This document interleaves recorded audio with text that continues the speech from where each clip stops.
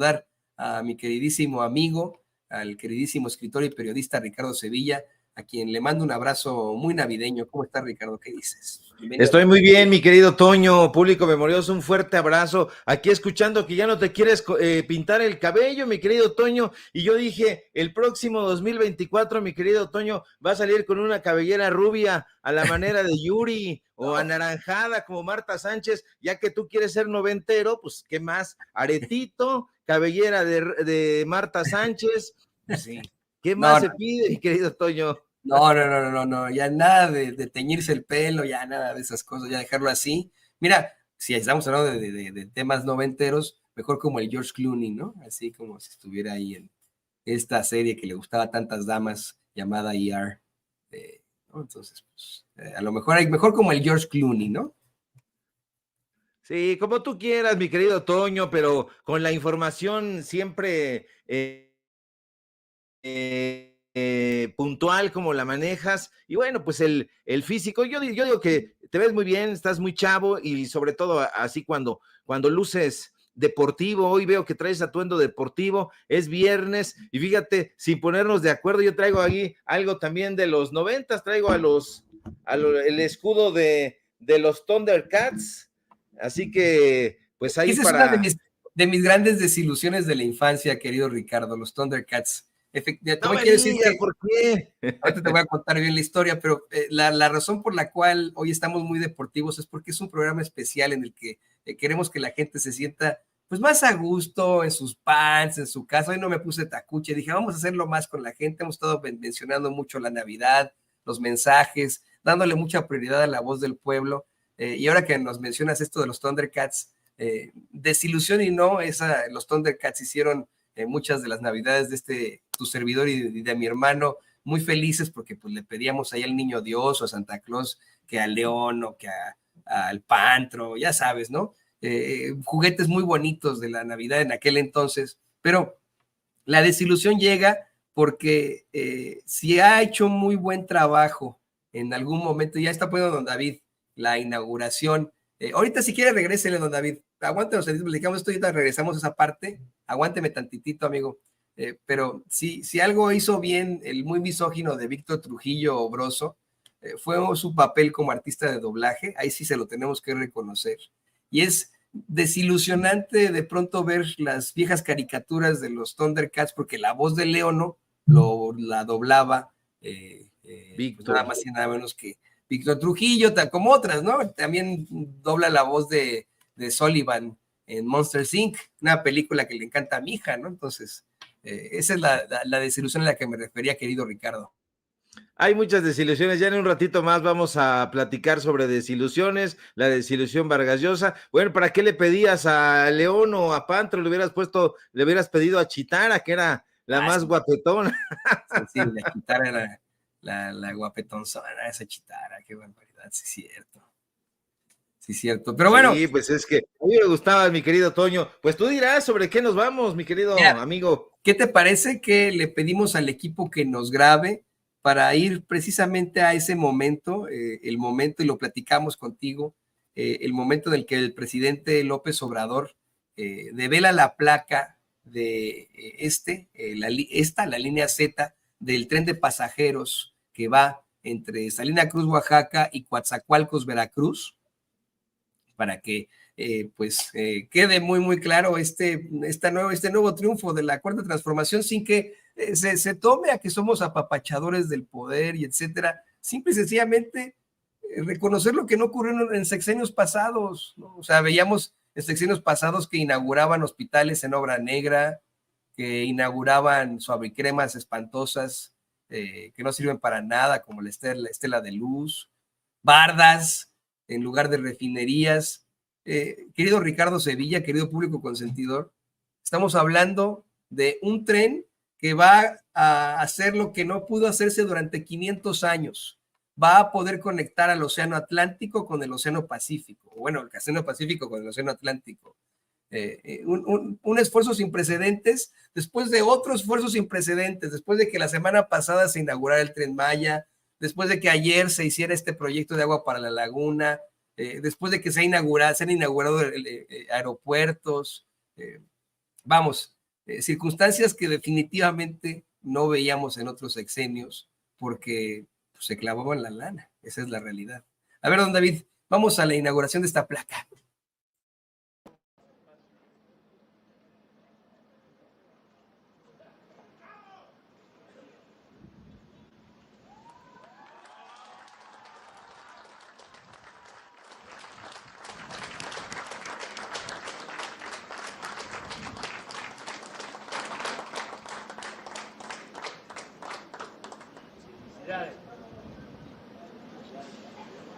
Se invita a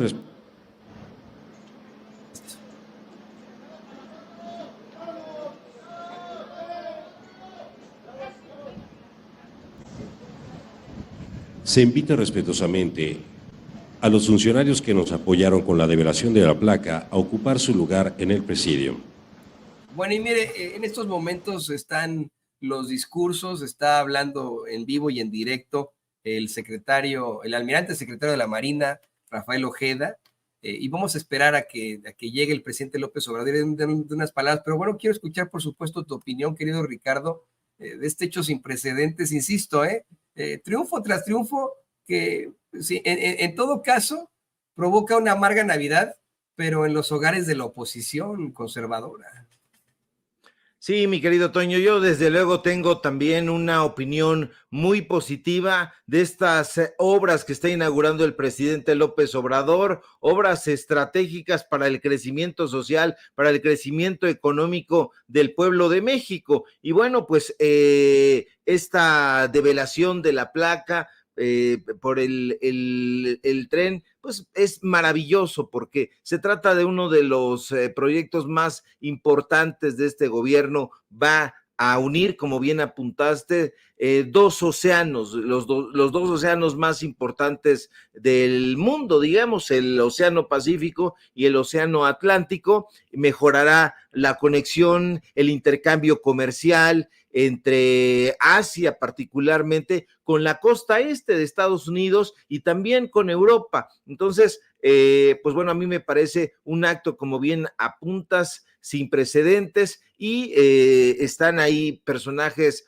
que han sido parte importante de este desarrollo que ha encabezado el gobierno de México. Está el señor Carlos Slim, siempre polémico, pero pues que está trabajando en este tipo de obras, y bueno, son las inmediaciones de la histórica estación Salina Cruz. Comentábamos el otro día, Toño, que teníamos un álbum, bueno, una amiga tiene un álbum de su papá, quien trabajara en Ferrocarriles Nacionales de México, y esta es una de las rutas históricas de México. Se inauguró allá en un lejano 1907, es la parte estratégica de la región del Istmo de Tehuantepec, allá nada más ni nada menos que en Oaxaca. Entonces yo lo celebro, y no solamente es la celebración consagratoria, como dirían algunos paleros, ¿no? Algunos paleros nos señalan y dicen que somos simple y sencillamente porristas. No, simplemente se celebra lo que se está viendo, los datos duros, los hechos contundentes, y bueno, pues estos señores están desaforados, desgañitándose, criticando a la Cuarta Transformación, pero ahí están las obras que van a ayudar sin duda al desarrollo de este país. Así es un precedente. Efectivamente hay que hacer reconocimientos de cómo es que todavía hay un gran escollo en cuanto a la seguridad, en cuanto a la inseguridad y a la violencia en México, que tendrá que solucionarse tarde o temprano. Esto está provocando menos desigualdad, esto está generando empleos, esto está provocando oportunidades para comerciantes, para familias que van a estar en este tramo incluso entre Oaxaca y Veracruz. Este tren interoceánico también va a tocar otros estados, ¿no? Para conectar desde muchas partes estos dos océanos, incluso con los Estados Unidos. Así que, pues ahí lo tienen, de verdad, esto es fantástico, es feliz, es la palabra, es feliz. Así que vamos a estar muy, muy pendientes de esto. Pero ¿qué te parece, Ricardo, que vamos al tema de hoy? Le pido al equipo que nos grabe. Hoy nos vas a hablar de otra desilusión, de cómo don Vargas Llosa, se despide del comunismo político. ¿Sabes qué? El otro día estaba viendo en TikTok, fíjate, en TikTok, en uno de estos videos que uno le pasa así nomás, que son pues para embrutecer el cerebro, ¿no? Eso es como no sé, ¿no? Es como papas sabritas para tu cerebro, ¿no? Así que no le estás pasando por ahí. Le preguntaban a varios peruanos que quién consideraban ellos que era el peruano más notable, ¿no? Y muchos mencionaban a grandes de los héroes de la patria, las heroínas de la patria del Perú, pero alguno que otro sí llegó a plantear Mario Vargas Llosa. Dicen el premio Nobel el premio Nobel de Literatura Mario Vargas Llosa. Mario Vargas Llosa, Mario Vargas Llosa. ¿Sabrán estos peruanos que el señor no se considera peruano, que se siente más español que peruano? Bueno, tú hoy nos vas a hablar de la desilusión que representa y de su despedida del columnismo político, ¿no es así? Así es, querido Toño. De entrada, yo creo que el intelectual más sobresaliente de Perú fue el denostado José María Arguedas, y Mario Vargas Llosa precisamente fue el encargado de denostar a ese notabilísimo escritor. Y sí, como bien apuntas, Toño, esta semana el escritor peruano, nacionalizado español, Mario Vargas Llosa, anuncia que decide dejar su tribuna en el periódico El País. Cabe decir que Vargas Llosa estuvo ahí, público memorioso, en ese periódico progre durante más de 3 décadas, específicamente durante 33 años en la sección de opinión.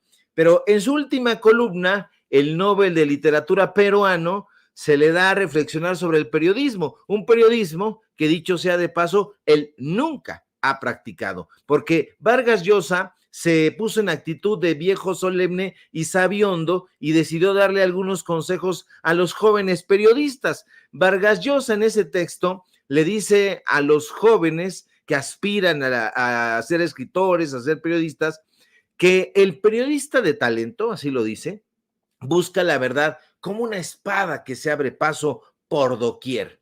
Y agrega que decir mentiras, que manipular es fácil, pero tarde o temprano queda en evidencia. ¿Y sabe qué?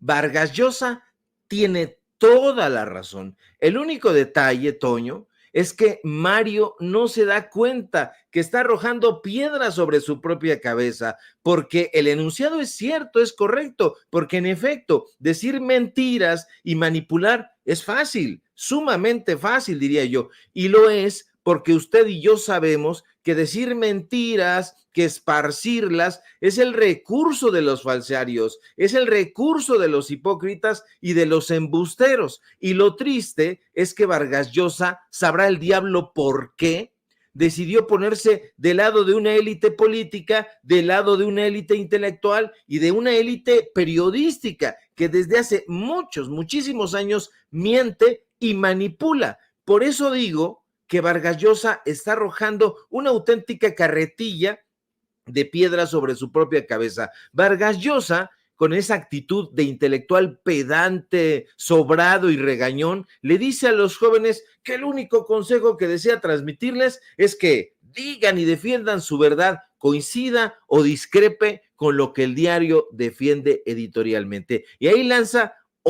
la enésima piedra sobre su propia cabeza, Toño, porque Vargas Llosa, ¿de qué está hablando? Si siempre se obligó a coincidir con la postura de los directores del periódico español El País, siempre es siempre. El peruano siempre concordó, por ejemplo, y por poner datos duros, con el polémico periodista, escritor y empresario español José Luis Cebrián, un autor, por cierto, bastante mediocre, quien fue el director fundador del País precisamente. Y Vargas Llosa nunca, jamás cuestionó que su amigo Cebrián fuera hijo de Vicente Cebrián, uno de los defensores nada más ni nada menos que del régimen franquista, y quien fuera director del diario Arriba, un órgano de comunicación precisamente de la Falange Española.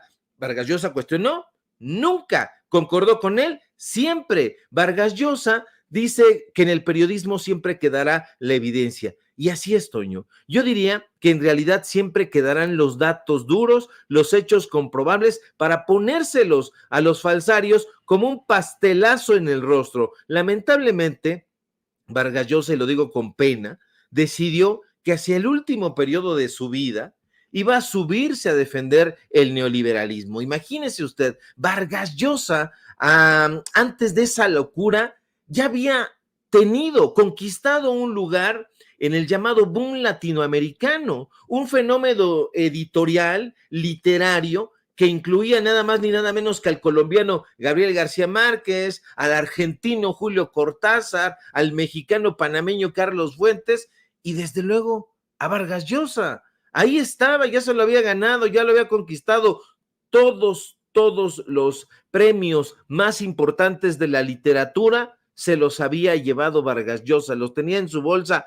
Se ganó el Cervantes, ganó el Nobel de Literatura, y estos icónicos escritores, pues se han quedado ya sin Vargas Llosa, porque en su momento con ellos Vargas Llosa fue de los personajes que decidieron desafiar las viejas y obsoletas convenciones de la literatura latinoamericana para llevar a cabo un trabajo experimental. Desgraciadamente Vargas Llosa, que en su momento, hay que decirlo, fue un crítico durísimo de las dictaduras, se dejó tentar por el dinero y por la vida palaciega. Vargas Llosa, que fue el autor, usted lo sabe muy bien, porque es un libro muy mentado, de La fiesta del chivo, pues decidió abandonar las causas de la ficción literaria, de la ficción política, y adscribirse a un grupo aquí en México encabezado por un miserable chayotero, Enrique Krause, y ahora es penosísimo, Toño, ver cómo el autor de Quién mató a Palomino Molero le vale gorro su trayectoria y se anda paseando muy quitado de la pena con los gastos pagados de la manita de Sergio Sarmiento, acompañado de Enrique Krause. Imagínense, con el dinero de Ricardo Salinas Pliego. Es una cosa brutalmente penosa, mi querido Toño. Vargas Llosa ya no estará en ese paraninfo donde quedará el nombre de García Márquez, de Cortázar, de Carlos Fuentes y de otros notables autores. Es que creo que los egos, querido Ricardo, asesinan las personalidades de los grandes. Yo tengo que reconocer el gran trabajo, por ejemplo, periodístico en su momento de alguien como Anabel Hernández, ¿no? Pero también hay que pensar en lo muy ególatra que resulta algunas veces, lo muy, pues yo, lo muy, personal hacia ella, que es como Mario Vargas Llosa. En algún momento, durante la pandemia, se negó a ser entrevistada por su servidor, pues ella quería ser entrevistada por el conductor en jefe de Sin Censura, no por su achichincle. Pero ese es el mismo caso con alguien como Mario Vargas Llosa, que como bien mencionas, efectivamente, pertenece a ese grupo de escritores del boom latinoamericano que nos ha hecho felices efectivamente con excelentes piezas literarias, que hasta cierto punto tuvo un discurso muy distinto al que maneja hoy, pero llega el punto de su vida en el que quiere hacerse presidente del Perú, en el que quiere hacerse, el que está por encima de los demás. Y mira, ni siquiera un premio Nobel está por encima del hombre más humilde, la mujer más humilde del Perú, por ejemplo, o de México. No, todos somos iguales. El voto del señor don Vargas Llosa, ahí en Perú y en el mundo, cuenta exactamente lo mismo que un campesino, que un obrero, y esa es la realidad que nunca pueden enfrentar. Yo creo que por eso es que ellos mismos asesinan sus personalidades al contagiarse con estos medios mentirosos, como tú les llamas, de estos medios hipócritas y embusteros que viven de la mentira. Y bueno, pues él ahora vive de sus glorias pasadas y de lo que le dé Salinas Pliego en su intento de establecer la ultraderecha en el mundo. Pero bueno, así se va a ir a la historia, ¿no? A lo mejor lo recordará uno que otro por sus piezas literarias, por su Nobel, lo que tú quieras, pero en este momento a la gente pensante, yo creo, le va a dar, un poco de fiaca a pensar en ese señor que se siente durante mucho tiempo mejor que los demás, se desapega de la realidad y todo por haber asesinado a su personalidad con el ego que tiene. Pero bueno, ¿qué te parece, querido Ricardo? Le voy a pedir al equipo que nos grabe de Bolón Pimpollo, porque el presidente López Obrador ya está hablando en esta la inauguración de la estación Z del tren interoceánico que va de Salina Cruz a Coatzacoalcos. Vamos a escuchar al presidente López Obrador un poco de lo que nos plantea, porque seguimos con el programa aquí en Sin Censura. Presidente de los Estados Unidos Mexicanos y Comandante Supremo de las Fuerzas Armadas. Amigas, amigos de Salina Cruz, de pueblos, municipios de esta región del Istmo de nuestro país, me da mucho gusto participar en este acto histórico. Voy a procurar ser lo más breve posible porque además ya está dicho todo, solo algunos datos que subrayo de lo expresado por el almirante Ojeda. Desde hace siglos, 5 siglos, cuando menos, se empezó a explorar la posibilidad de hacer un paso, crear un paso que uniera a los 2 grandes océanos del mundo. Un paso para unir el Océano Pacífico con el Atlántico. Eso le pidió Carlos V, rey de España, a Hernán Cortés que explorara esa posibilidad. Y él estuvo aquí en Salina Cruz y buscaron la franja más adecuada, se exploraron los ríos de Coatzacoalcos y otros ríos para ver cómo atravesar, cómo pasar del Golfo al Pacífico. Pasó el tiempo y otros reyes y otros personajes importantes de la vida pública también se interesaron en lo mismo, hasta que un científico alemán, Humboldt, hizo un trabajo, hizo una exploración y encontró que habían 9 pasos para cruzar de un océano a otro. Y él mismo va descontando los más complicados y deja 3. Deja Panamá, deja Nicaragua y aquí donde estamos, Tehuantepec, el istmo de Tehuantepec. Hace un buen trabajo y por circunstancias especiales se empieza a construir el canal de Panamá, pero aquí Porfirio Díaz, con su amigo contratista Pearson, decide hacer este paso por el istmo de Coatzacoalcos a Salina Cruz. Y con Pearson hace los 2 puertos en ese entonces, el de Coatzacoalcos y el de Salina Cruz. También con Pearson hace el puerto de Veracruz y con Pearson hace, que era un inglés, el gran canal del desagüe en la Ciudad de México. y también a Pearson le da las concesiones de la compañía petrolera El Águila. Bueno, con Pearson hace también el ferrocarril y lo inauguran en 1907. El primer barco que atraviesa el canal de Panamá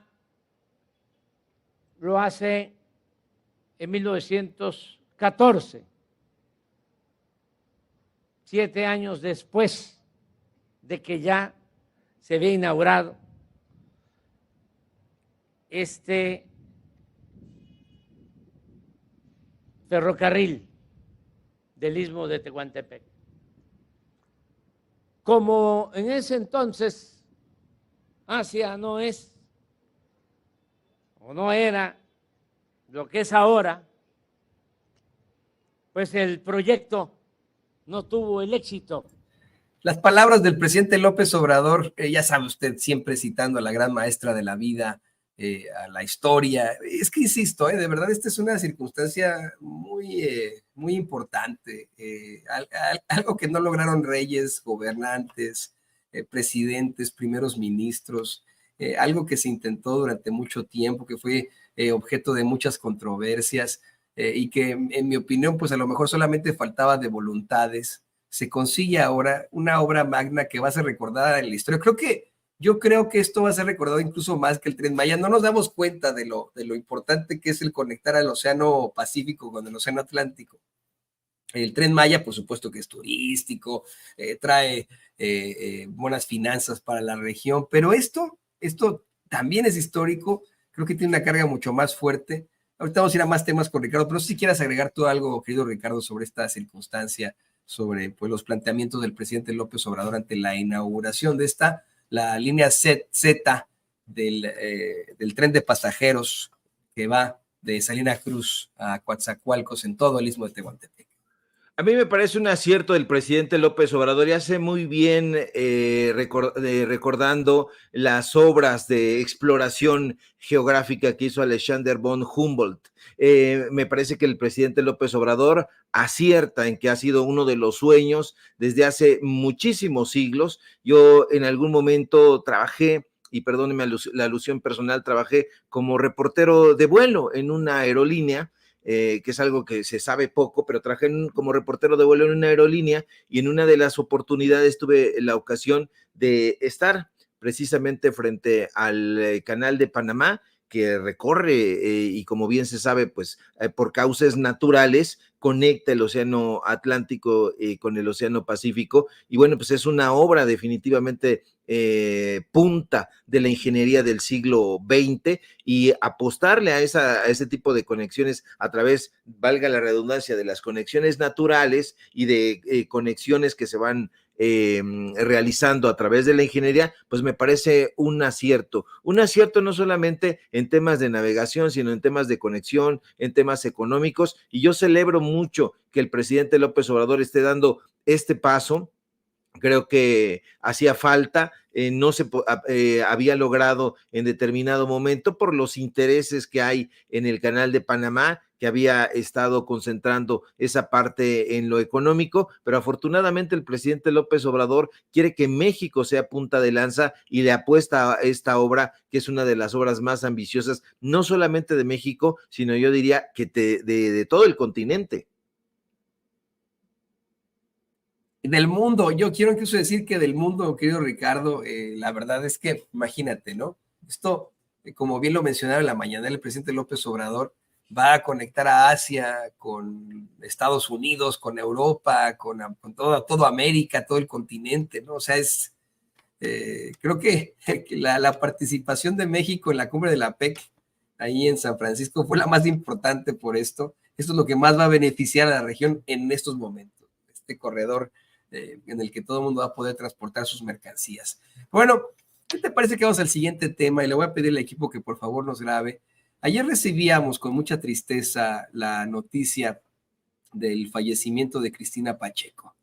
Cristina Pacheco, que para muchos fue un precedente absoluto del periodismo mexicano, que pues Permítame con mucho respeto compartirle historias de mis mocedades, de cómo es que con mis papitos solíamos ver ese programa tan hermoso, tan lleno de vibra y color, de periodismo de color, pero que muchas veces se convirtió también en la denuncia social, en el acercamiento al pueblo, llamado Aquí nos tocó vivir. Algo que pues en lo que nos hemos inspirado aquí en Sin Censura para la creación de este proyecto de La Voz del Pueblo. El proyecto de La Voz del Pueblo está siempre pensado, inspirado en el trabajo que realizó durante mucho tiempo Cristina Pacheco por todo México, al abrirle los micrófonos a la gente, al permitir que fuera la gente la que se expresara y que no fuera el periodista la estrella o la noticia de lo que está ocurriendo, sino la gente era la importante. Es exactamente lo mismo que hacemos aquí en Sin Censura con La Voz del Pueblo. Y hoy queremos honrar a la gran Cristina Pacheco, por supuesto con las muy sabias palabras del queridísimo Ricardo Sevilla, quien tiene todo un panorama al respecto. Ha sido en definitiva, bueno, pues también una figura con contrastes, debido a su también difunto esposo, que en algún momento tuvo acercamientos con la derecha mexicana y no, han habido muchas cosas por ahí, pero indudable la realidad de esta señora, indudable su paso por el periodismo mexicano, lo que nos dejó a muchos, la gran Cristina Pacheco.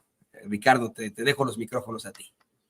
Así es, querido Toño, pues ayer murió Cristina Pacheco, yo agregaría la gran y polémica Cristina Pacheco, como bien apuntas. Lamentablemente, Cristina ya presentaba una salud sumamente deteriorada y por eso decidió apenas a inicios de este mes despedirse de los espacios televisivos que durante muchos años condujo en el Canal 11. Yo también, como tú, Toño, en mi infancia, en mi adolescencia, la vi con mucho ahínco. Pienso ahora en Conversando con Cristina Pacheco, donde tuvo precisamente un comercio intelectual, llamémosle así, con grandes personalidades de la cultura, de la música, de la filosofía, de todos lados. Y, por supuesto, el más emblemático, el popularísimo Aquí nos tocó vivir, que incluso se convirtió en una frase de repertorio que la gente tomaba y decía, bueno, pues aquí nos tocó vivir, como diría Cristina Pacheco, porque sin duda marcó la vida de muchísimas personas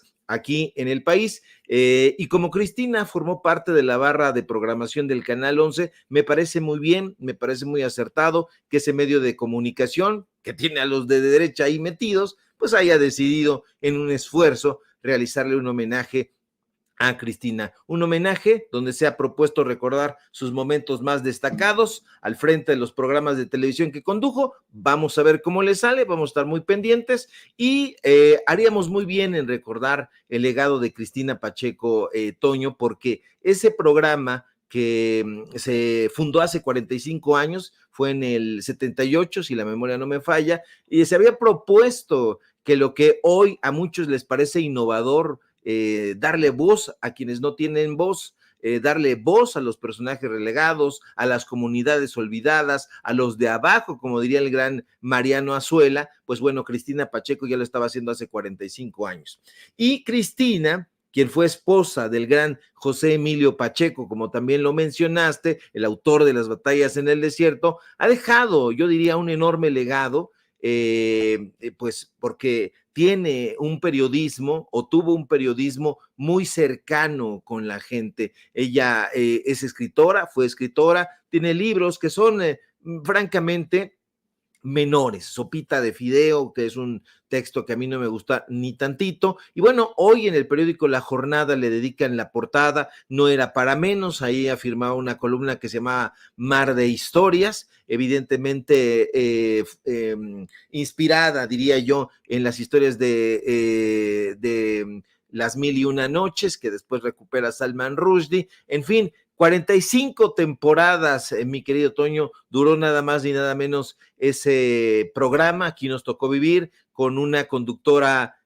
carismática, culta pero que no tenía un protagonismo. Compartía conversaciones con personalidades de todo México, en la calle, con organilleros, con gente que vivía en las vecindades, con gente que hacía churros, con gente que hacía muéganos, etcétera. Yo vi muchos, exploraba relatos, testimonios, los dejaba hablar, temas de la cotidianidad, y sin duda, pues uno de los grandes episodios que a mí me quedan en la retentiva fue el que realizó aquel 19 de septiembre fatídico de 1985, el día del terremoto que marcó la historia de nuestro país, sin duda. Y bueno, pues yo debo contar una anécdota, o quiero contar una anécdota personal, porque conocí a Cristina Pacheco, y debo decirle a usted que fuera de las cámaras ella tenía una personalidad muy fuerte,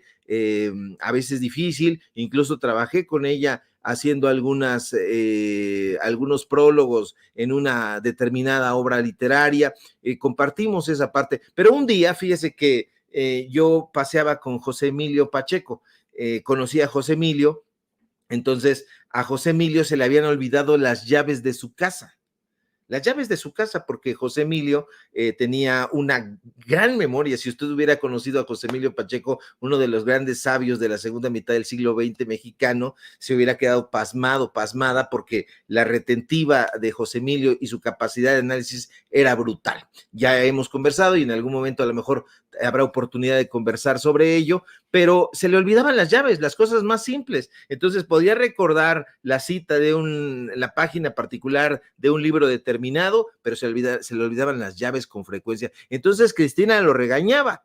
Y me acuerdo que entre el crítico literario Christopher Domínguez Michael y yo, pues intentamos que José Emilio se brincara, pero José Emilio era un personaje alto y pesado. Entonces, pues yo en esa época era delgado y era el más ligero del grupo, el más pequeño, y entonces me salté a la casa de José Emilio para abrirle la puerta y que pudiera entrar sin que Cristina Pacheco lo fuera a regañar. Todos ese tipo de anécdotas me van a quedar en la retentiva. En alguna otra ocasión que estuvimos platicando sobre cierto escritor austriaco que yo prologué y que otra persona tradujo, pero que ella estuvo en la presentación. Entonces, muchas cosas, porque Cristina también era una persona culta, era una persona con una facilidad de palabra que nunca caía pesada, por lo menos en televisión, y tiene esa particularidad, Toño, esa particularidad de tener un temperamento fuerte, e incluso no solamente es el acercamiento que tuvo José Emilio con la derecha, sí se dejó mimar por la derecha en algunos momentos, pero más allá de eso, hay que recordar que Laura Emilia Pacheco formó parte de las huestes panistas, fue la directora fue la titular de la Dirección General de Publicaciones del desaparecido Conaculta, y su esposo es nada más ni nada menos que la chichincle de Enrique Krause, Fernando García Ramírez. Ahí en las fotografías están haciéndole guardia a Cristina Enrique Krause, está Fernando García Ramírez, están las hijas, por supuesto, de Cristina Pacheco. En fin, un personaje de claroscuros, mi querido Toño, pero que sin duda deja un legado en el periodismo de a pie, que pues bueno, que se está haciendo y que se ha hecho históricamente en este país. Oh, y qué bueno que podemos poner todos estos contrastes, todas estas realidades sobre una Cristina Pacheco, que estoy convencido le gustaría que se conozca más acerca de su historia, de lo que le envolvía. Es que eso creo que fue lo que faltó. Sí se le entrevistó en un par de ocasiones, pero creo que hizo falta una entrevista muy a fondo a Cristina Pacheco. Sí, te digo, yo recuerdo haber visto un par de entrevistas que le hacían directamente a ella, ¿no? En lugar de ser la entrevistadora, a ella como entrevistada. Creo que faltó esa parte también, de acercarse más de manera de color con este precedente para el periodismo mexicano. Y que aquí sí quiero decirlo, en un periodismo mexicano que ha quedado tan mal, que ha tenido serios problemas en su historia, estos son de los únicos casos que se salvan, ¿no? esto, y por supuesto los compañeros que nunca fueron famosos, compañeros y compañeras que no se hicieron famosos, que siempre manejaron un bajo perfil, pero que verdaderamente desde sus propias trincheras lucharon por la verdad con justicia. Me refiero al caso de los periodistas famosos. Es Cristina Pacheco de los pocos salvables, de los pocos que podrán trascender, tal vez pues de manera limpia en la historia, ¿no? Como bien mencionas, tiene pues esa parte de al final una cercanía con la derecha y etcétera, pero no mancha la gran carrera de esa gran mujer, querido Ricardo. Y bueno, qué bueno que lo podamos platicar contigo, qué interesante anécdota nos platicas, hasta de ninja, tuvo más jovenazo. Estaría bueno un día de estos irnos a un escalódromo ahí y practicar, ¿no? Pero... Y yo lamento mucho que Fernando García Ramírez se vaya a quedar la biblioteca de José Emilio Pacheco, la biblioteca de Cristina Pacheco, con ese gran legado que tuvo. Lo lamento profundamente porque Fernando García Ramírez, que es el subdirector de facto de la revista Letras Libres, el achichincle personal de Enrique Krause, pues un panista de hueso colorado se vaya a quedar con ese legado. Cristina Pacheco forma parte ya de ese panteón en los que podíamos colocar a José Emilio Pacheco, pero también a Carlos Monsiváis, a Armando Ramírez, a los grandes personajes que pues está dejando vacía la intelectualidad mexicana, la intelectualidad, como bien apuntas, decorosa, que se va con una trayectoria limpia, una trayectoria de intelectuales de a de veras, de gente que vivía de su literatura, abrazo partido,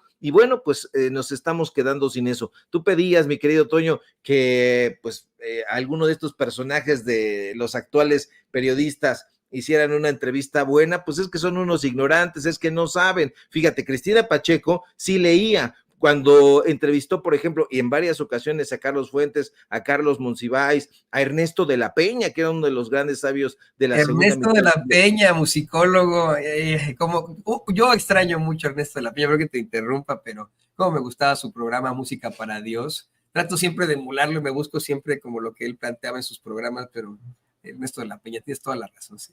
Sí, el gran Ernesto de la Peña, uno de los sabios, estaba inscrito como uno de los sabios, un personaje que escribió incluso libros sobre ciencia ficción y no se sabía. En fin, fíjate que cuando entrevistaba a estos personajes, Cristina Pacheco, Ernesto de la Peña, Monsiváis, Fuentes, etcétera, ella se documentaba y entonces les decía, bueno, tú dijiste en el libro tal, en el capítulo tal, te lo leo, te lo cito, y quiero que me platiques sobre ese asunto en particular. ¿Por qué afirmaste esto si en el libro anterior habías dicho lo siguiente? Y hoy los periodistas de la derecha lo que dicen, cuénteme, ¿de qué se trata su libro? Fíjate que una vez a mí me entrevistaron a propósito de un libro y entonces me dijeron, oiga, cuéntenos, ¿de qué va su libro? Y yo les dije, bueno, yo no quiero contarte de qué va mi libro, mejor léelo y cuando lo leas, si lo quieres leer, entonces platicamos sobre lo que dice el libro, pero no me gusta, ni creo que a ningún autor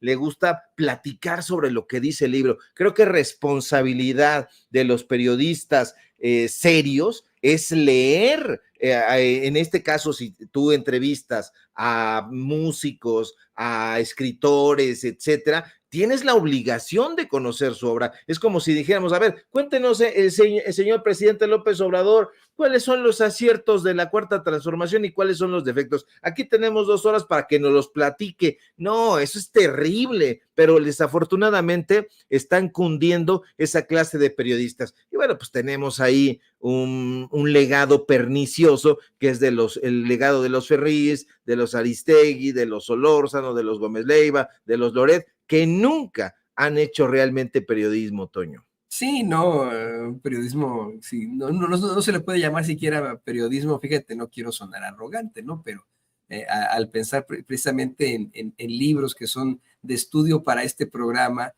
por supuesto que hacemos planteamientos y citas de los trabajos que ha realizado el periodista Francisco Paco Cruz, quien ya está en el deck de Sin Censura en estos momentos, y pues evidentemente nunca le decimos, oye Paco, ¿de qué va tu libro Las Damas del Poder? ¿O de qué va García Luna, el Señor de la Muerte? No, pues lo leímos y le decimos, Paco, acuérdate en esta parte en lo que pusiste tal, te citamos, o sea, así como la gran Cristina Pacheco, porque así debe de ser. Y eso es lo que estamos intentando desde este esfuerzo de periodismo libre e independiente, que usted tenga a verdaderos ejemplos, si lo puede poner así, de periodistas mexicanos y mexicanas. Y pues, querido Ricardo, yo te quiero agradecer que te hayas conectado con nosotros. Qué bueno que podemos platicar todos estos temas tan importantes, tan interesantes, como son los viernes ahí en los datos duros, más tirándole a lo literario, con Don Vargas, con Cristina Pacheco, su esposo. ¿Por qué no nos compartes también tus redes sociales y qué van a andar haciendo esta noche ahí en los datos duros?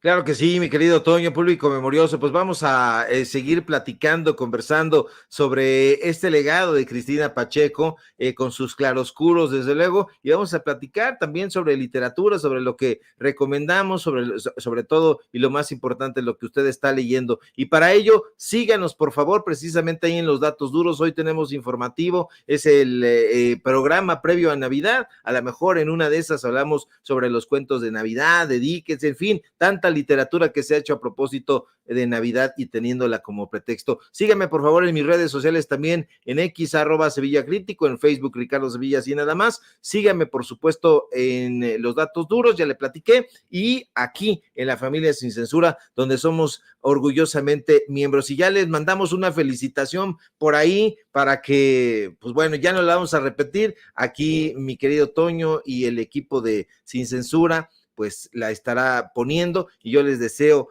una feliz Navidad si la festejan, y bueno, pues nos estaremos encontrando aquí cuando se requiera, y vamos a estar pendientes de la información, querido Toño. Y hablando de Charles Dickens y su gran novela A Christmas Carol, aprovechando, yo quiero decir a usted que nos ve, que nos escucha, que si trabaja este lunes, le puede decir a su empleador o empleadora que hasta Scrooge le dio el día a Bob Cratchit de Navidad, no se lo pagó, ya después sí, de que cuando lo visitaron los fantasmas de la Navidad, pero hasta Scrooge le dio el día, así que pídale el día, pídale el lunes, que no sea malito, ¿no? Querido Ricardo, te mando un abrazo, va a estar buenísimo el programa esta noche ahí, por supuesto que lo vamos a ver. Ahí lo tiene usted, el queridísimo Ricardo Sevilla, periodista y escritor aquí en Sin Censura.